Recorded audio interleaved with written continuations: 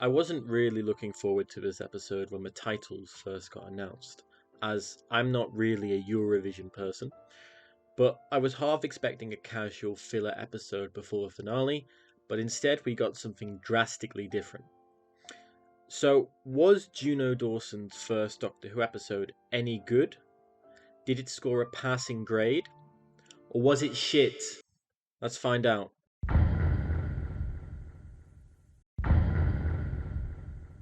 So we open the episode with Rylan coming out of cryostasis. I was already thinking about the scene in the well, which clearly stated that humanity and Earth don't survive past 2025. But here we are in 2925 with Rylan, who's literally playing himself. Oh, we're so strange. I liked the Doctor and Belinda's arrival and thought this was a solid cold open for the episode. This episode, by the way, is one of the most beautiful looking episodes in the show's history. The set design, cinematography and lighting is all perfect. I heard somewhere that this is the most expensive Doctor Who episode ever, and I can definitely see that. We got some dialogue between Belinda and the Doctor about Eurovision, which we learn in this universe has always just been the Interstellar Song Contest, and this space version is just a continuation of the same one from Earth, which still doesn't make sense how Rylan is here if the Earth has been destroyed. But Belinda's line about staying up late in her PJs didn't really come off right for me either. We pan into the crowd and get our mandatory Mrs. Flood scene. There was a nice hint though with the device that she uses having Gallifreyan symbols on it. More on Mrs. Flood at the end of the episode. This scene with the couple whose seats have been nicked by the Doctor really frustrated me, mainly because of Mike's attitude. The guy is very nonchalant about the whole situation, despite the fact that they've had their expensive luxury seats taken. The scene feels like it belongs in a living room with two people arguing about missing a TV show. Instead, they are actually there in the stadium. And now we get to our villain of the episode, who, despite shooting up the room outside and walking into the green room with a gun, everyone just acts so casually to his presence. We're in the middle of transmission. Drones, get him out. Kid is really the weakest point to this episode in my opinion. He doesn't feel intimidating. Hi. And makes some really questionable moves. Like, why does he keep the producer character around? Just so he can gloat to her? Despite his dodgy entrance though, Kid then deactivates the Mavity bubble surrounding the station, causing everyone to be sucked into space. The shot of the wave of people being sucked up right behind the Doctor is terrifying. The Doctor is then also pulled into space with a questionable Mario scream.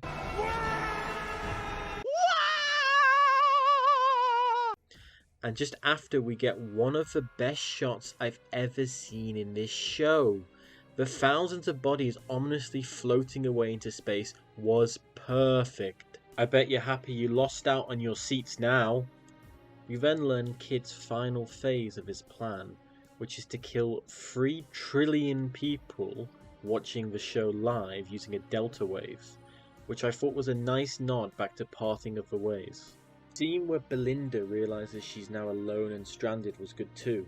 I really felt her despair and pain here. If only we have had a longer season and more time with her, so this scene would have been really impactful. So the Doctor, now floating away in space, is able to gain consciousness after hearing Susan in his head. It genuinely shocked me to see Carol Ann Ford reprising the role after so many years. I felt like all the bullshit we got last season was going to come back in some shape or form this season, and I was right. And I'm really hoping this leads somewhere in the finale. But then the Doctor uses a confetti cannon to basically fire himself back over to the space station, like the scene from fucking WALL-E. Not only does he then get let into the station by Gary and Mike, who just happen to be there, Luckily, Mike is also a nurse and revives the Doctor on the spot. I really hope Gary doesn't have an extremely convenient skill set to help advance the plot as well. We get to see a darker side of the Doctor in this episode. And we first see the signs when he realizes Belinda may well be dead. He tries to find out who's behind his attack and accidentally sets off a premature delta wave. Finally seeing the effects of a delta wave 20 years after it was first introduced in Parting of the Ways was a nice little addition to this episode. It's at this point when we then learn about the Hellions, Kidd's species, through some expedition from Carla, the woman with Belinda. The Hellions' home planet was destroyed by the Corporation to harvest honey flowers to use for flavouring. I felt like having an organisation commit planetary genocide just for some flavouring was a dark and cruel idea that sits right at home in Doctor Who with episodes like Oxygen.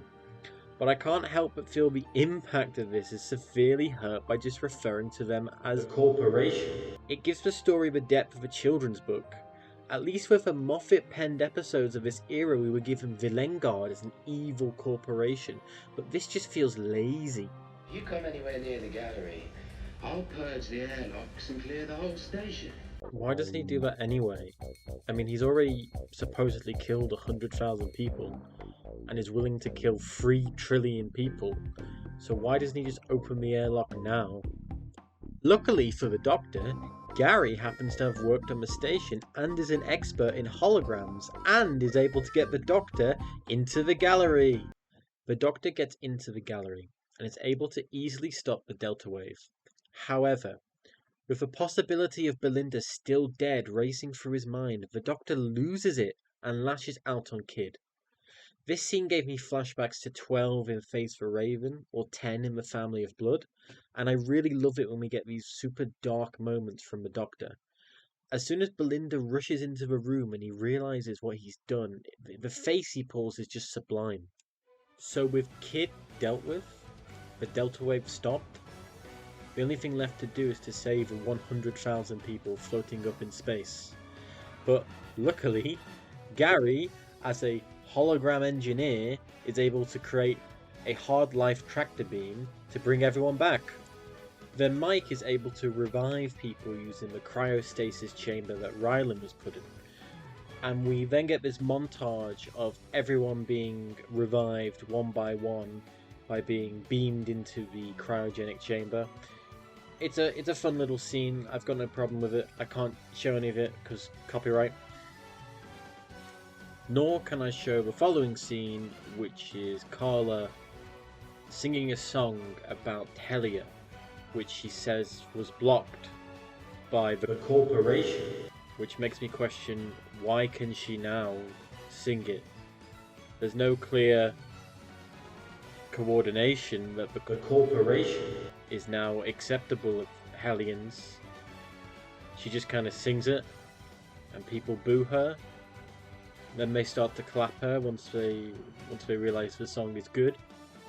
And the actual song I liked, but I don't like how we just glossed over the Corporation being bad. We just sort of like, yeah, okay, let's move on. Let's move on now.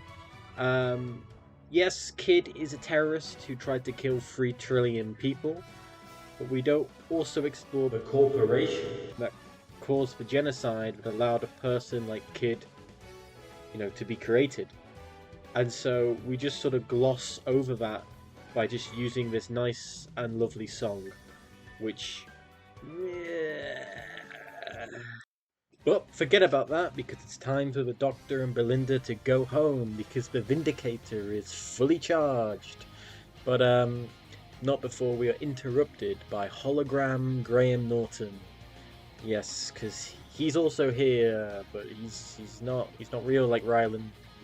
He's a hologram. And he says the Earth was destroyed on the 24th of May, 2025, which causes a panic, and the Doctor and Belinda run back into the TARDIS to get back home to find out what's happened. And the cloister bells ring like in Turn Left, and we're met with the TARDIS doors exploding. and we fade to the credits, which was a pretty tense and decent final scene. Going into the finale. Oh wait, what the fuck? Don't worry, we still have the post-credit scene Mrs. Flood reveal of who we've been waiting for since Christmas 2023. I personally stopped caring about Mrs. Flood after Empire of Death, because why trust Russell with a mystery? And long behold, she regenerates or bigenerates into the Rani. And I thought bigeneration was a result of the Toymaker, but clearly the Toymaker is not around here. So I hope this gets explained in the finale why she bigenerated. And I also hope that there is a reason we have Mrs. Flood and now Archie Panjabi playing, I guess the main Rani. She feels a lot more like the Rani, because Mrs. Flood didn't feel like the Rani at all. So I'm hoping there's some conflict between them. I'm hoping it gets explained why Mrs. Flood breaks the fourth wall so often. But to focus back on the episode and not on my finale predictions, I think this scene is fine. It's a much better reveal than Sutek's reveal was. It's nowhere near as good as the Yana reveal from back in Series 3, but it is fine. The music slaps. I really like Archie Panjabi. So, yeah, it gets me looking forward to the finale. And I just hope Russell does something good with the Rani and doesn't just make her feel like another master. Well, with the entire episode talked through, it's time to grade it. And this is graded my review series, where I take a piece of television or a movie and I give it a grade from A star being the highest to F being a failing piece of media. I think this episode has some strong points. I mentioned before, I think the cinematography and the lighting is some of the best we've ever gotten in Doctor Who. It was definitely an expensive episode, and my god, it looks like one. But we have a lot of problems and convenience. Mike and Gary are just happen to be two people who have the perfect skills needed to help the Doctor advance, and they're in the perfect place at the perfect time. And Kid doesn't feel like he's a fleshed out villain. There was a potential to explore the Hellion genocide and explore how that can create people like Kit who go Kid, who go to the levels they do to seek out revenge. But the episode just doesn't do that. But we do get some Dark Doctor, and I do think his actions are not justified, but are in character. So it's a sort of balance of strengths and weaknesses. And then we're topped off with the Rani reveal, which I think sort of overshadows the rest of the episode, unfortunately, because I think that's what everyone's going to be talking about. So I really want to give this episode a B, but my final grading is going to be a C+. It's a passable episode, but due to a lot of issues, I can't give it a B, so I'm giving it a C+. It was entertaining. It had some really nice parts, but also some parts that left me scratching my head and just made me. Least we forget the corporation. Thank you very much for making it to the end of the video.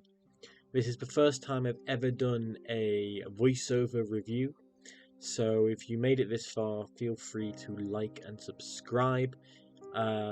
Or leave a dislike and a hate comment if you hate my voice as much as I do. Also, feel free to check out my website, where I review video games, write blogs and articles on digital media, and I also have some of my own academic journals on there. I am a academic writer in project management and digital industries, so do feel free to check that out. And thank you very much for watching, and I will see you next time if I decide to review next week's episode. Thank you.